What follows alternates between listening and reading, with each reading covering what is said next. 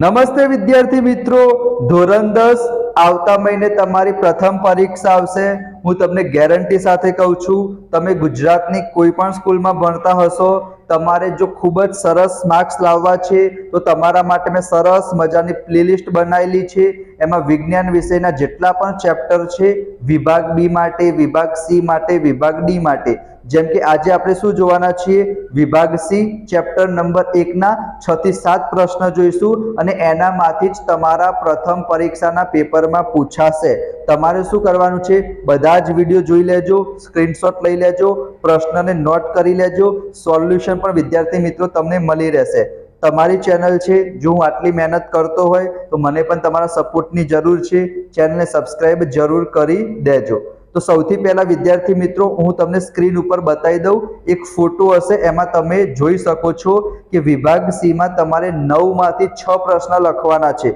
એમાંથી most important ત્રીજા chapter જે ધાતુઓ અને અધાતુઓ છે, એનામાંથી 3 પ્રશ્ન પૂછાશે। એટલે કે 6 પ્રશ્નમાંથી 3 પ્રશ્ન તો ધાતુઓ અધાતુઓ ત્રીજા ચેપ્ટરમાંથી પૂછાશે। તો એનો વિડીયો આપણે ઓલરેડી અપલોડ કરી દીધો છે, એ તમે જોઈ લેજો। પહેલા ચેપ્ટરમાંથી 2 પ્રશ્ન પૂછાશે, તો આજે હું તમારી સાથે 6 થી 7 પ્રશ્ન કહીશ, એનામાંથી કોઈ પણ 2 પ્રશ્ન તમારી પરીક્ષામાં પૂછાશે। તો આપણને ખબર છે 4 પ્રક્રિયા છે, સંયોગીકરણ, વિઘટન, વિસ્થાપન અને દ્વિવિસ્થાપન। તો આ 4 માંથી એક પ્રક્રિયા તમારી પરીક્ષામાં પૂછાશે। બહુ ઈઝી છે, હું તમને એક વખત સમજાવી પણ દઈશ, બહુ ઈઝી છે। તો સૌથી પહેલા અહીંયા કઈ પ્રક્રિયા છે, થોડુંક હું સાઈડમાં જતો રહું જેથી તમને દેખાય। એક તો કઈ લખેલી છે વિદ્યાર્થી મિત્રો, સંયોગીકરણ। તો સંયોગીકરણમાં કઈ જ નથી, ડાબી બાજુ હોય એને પ્રક્રિયક કહેવાય, જમણી બાજુ હોય એને નિપજ કહેવાય, તમને ખબર જ છે। તો 2 અથવા 2 થી વધારે પ્રક્રિયક ભેગા થઈને એક નિપજ બનાવે એને સંયોગીકરણ કહેવાય।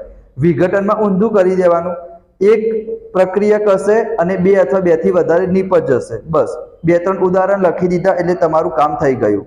તો સંયોગીકરણ પ્રક્રિયા પૂછાય કે 2 અથવા 2 થી વધારે પ્રક્રિયક ભેગા થઈને એક નિપજ બનાવશે, એને સંયોગીકરણ કહીશું। ઉદાહરણ તમારે 1 થી 2 લખી દેવાનું। એના પછી જો નીચે વિઘટન, તો વિઘટનમાં ઊંધું કરવાનું છે, જમણી બાજુ એટલે કે પહેલા ડાબી બાજુ એક જ પ્રક્રિયક હશે અને જમણી બાજુ 2 અથવા 2 થી વધારે નિપજ હશે, બરાબર। તો એને આપણે કહીશું વિઘટન। એક પ્રક્રિયક 2 થી વધુ નિપજ, 2 અથવા 2 થી વધુ નિપજ, તો એને આપણે કહીશું વિઘટન પ્રક્રિયા, બરાબર। એના પછી ઉષ્માક્ષેપક અને ઉષ્માશોષક, આ પ્રશ્ન પણ તમારી પરીક્ષામાં પૂછાવાના ચાન્સીસ છે। ઉષ્માક્ષેપક કોને કહેવાય, ઉષ્મા મુક્ત થતી હોય, ઉષ્મા ઉત્પન્ન થતી હોય તો ઉષ્માક્ષેપક, અને ઉષ્મા શોષાતી હોય તો ઉષ્માશોષક। ઉદાહરણ લખી દેવાનું, અલગ અલગથી પણ પૂછાય, તફાવત પણ પૂછાય। જેમ કે અહીંયા જો, જે રાસાયણિક પ્રક્રિયામાં નિપજ તો મળશે, એના સાથે ઉષ્મા પણ મળતી હોય તો ઉષ્માક્ષેપક કહેવાય। કોઈ પણ વસ્તુ આપણે સળગાઈશું તો ઉષ્મા ઉત્પન્ન થશે, ગરમી લાગશે જ, તો ઉષ્માક્ષેપક પ્રક્રિયા કહેવાય, બરાબર। એના પછી મેં તમને કીધું વિસ્થાપન। તો વિસ્થાપનમાં શું હોય, એક ઘરમાં 2 માણસ રહેતા હોય, એક મજબૂત હશે, તાકાતવર હશે અને બીજો કમજોર હશે, તો કોણ કોના ઉપર આમ કબજો જમાવશે, જે તાકાતવર હશે એ જે વીક હશે એના ઉપર કબજો જમાવશે। તો બસ અહીંયા એવું જ લખવાનું છે કે રાસાયણિક પ્રક્રિયામાં જે વધુ ક્રિયાશીલ તત્વ હશે એ શું કરશે, ઓછા ક્રિયાશીલ તત્વના સંયોજનમાંથી દૂર કરશે। તો બસ એને કહીશું આપણે વિસ્થાપન પ્રક્રિયા। ઉદાહરણ તમારે 4 ને 2 લખશો તો પણ ચાલશે। જેમ કે બીજા નંબરનું જો Fe અને કોપર, તો આ Fe છે વિદ્યાર્થી મિત્રો વધારે ક્રિયાશીલ છે, તો Fe એ Cu ની જગ્યાએ આવી જશે, Cu અલગ થઈ જશે। એ જ પ્રમાણે Zn નું લખી દેવાનું, Zn પણ કોપર કરતાં વધારે ક્રિયાશીલ છે તો કોપરને અલગ કરી દેશે। Pb પણ વધારે છે તો કોપરને અલગ કરી દેશે। તો 2 થી 3 તમારે એક્ઝામ્પલ લખી દેવાના વિસ્થાપનના। દ્વિવિસ્થાપનમાં 2 વખત વિસ્થાપન થશે, એને અવક્ષેપણ પ્રક્રિયા પણ કહેવાય છે, એ તમે કરી દેજો। એના સિવાય મોસ્ટ ઇમ્પોર્ટન્ટ પ્રશ્ન છે ઓક્સિડેશન અને રિડક્શન, જેને આપણે રેડોક્સ પ્રક્રિયા પણ કહેવાય। રેડોક્સમાં શું થશે, જે રાસાયણિક પ્રક્રિયામાં ઓક્સિડેશન અને રિડક્શન બંને સાથે થશે, એને આપણે શું કહીશું, રેડોક્સ પ્રક્રિયા કહીશું।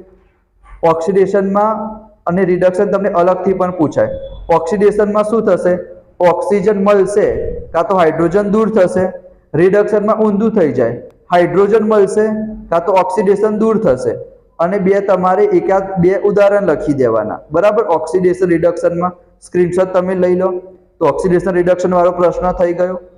રેડોક્સમાં શું લખવાનું, ઓક્સિડેશન અને રિડક્શન બંને સાથે થતું હોય, જો તમે જોઈ શકો છો કે એક પ્રક્રિયકનું ઓક્સિડેશન થશે, બીજા પ્રક્રિયકનું રિડક્શન થશે, એને આપણે રેડોક્સ કહીએ. એક વખત હું તમને સમજાવી દઉં. અહીંયા કોપર ઓક્સાઇડ છે, અહીંયા જો કોપર ઓક્સાઇડમાંથી કોપર ઓ દૂર થઈ ગયો, ઓક્સિજન ગુમાવ્યો તો રિડક્શન કહેવાય. અહીંયા H2 હતું, અહીંયા O આવી ગયું, ઓક્સિજન એડ થયું તો ઓક્સિડેશન કહેવાય. બરાબર. એ જ પ્રમાણે અહીંયા બીજા બે પણ છે, તમે સ્ક્રીનશોટ લઈ લેજો. કોઈ પણ બે તમારે લખી દેવાના, ઓક્સિડેશન રિડક્શન અથવા તો રેડોક્સ. આ એક સારો પ્રશ્ન છે. બરાબર. તમે ગુજરાતની કોઈ પણ સ્કૂલમાં હશો, આ 7 થી 8 પ્રશ્ન તમારે કરવાના છે. ક્ષારણ ત્રીજા ચેપ્ટરમાં પણ આવે છે, પહેલા ચેપ્ટરમાં પણ આવે છે. તો ક્ષારણ અને ખોરાપણું, એકચ્યુઅલી આ પ્રશ્ન 2 માર્ક્સમાં પણ પૂછાઈ જાય. એવું જરૂરી નથી કે વિભાગ સી માં 3 માર્ક્સમાં આવે. વિભાગ એ માં પણ વિદ્યાર્થી મિત્રો ક્ષારણ 2 માર્ક્સમાં પૂછાય અને ખોરાપણું પણ 2 માર્ક્સમાં પૂછાય. ક્ષારણ કોને કહેવાય? ધાતુને કાટ લાગશે, ધાતુનું ક્ષયન થશે. લોખંડ હશે એને કાટ લાગશે, ચાંદી સફેદ કલરમાંથી કાળા કલરની થઈ જશે, કોપર તાંબુ હશે લીલા કલરનું થઈ જશે, તો એને આપણે ક્ષારણ કહીશું. બરાબર. અને ક્ષારને અટકાવવા માટે એના ઉપર તેલ લગાવી દઈશું, રંગ લગાવી દઈશું, ગેલ્વેનાઇઝ એટલે કે ઝીંકનું પાતળું સ્તર લગાવી દઈશું, ક્રોમ પ્લેટિંગ કરીશું. બરાબર. એનોડીકરણ કરીશું. આ બધી પ્રક્રિયા છે. ખોરાપણું કોને કહેવાય? તો વસ્તુ ખાદ્ય પદાર્થ એ ઓક્સિજન સાથે પ્રક્રિયા કરશે તો ખોરો થઈ જશે, એનો મતલબ બદલાઈ જશે, બગડી જશે. આપણને કઈ રીતના ખબર પડશે? સ્વાદ બદલાશે, ગંધ બદલાશે, બસ.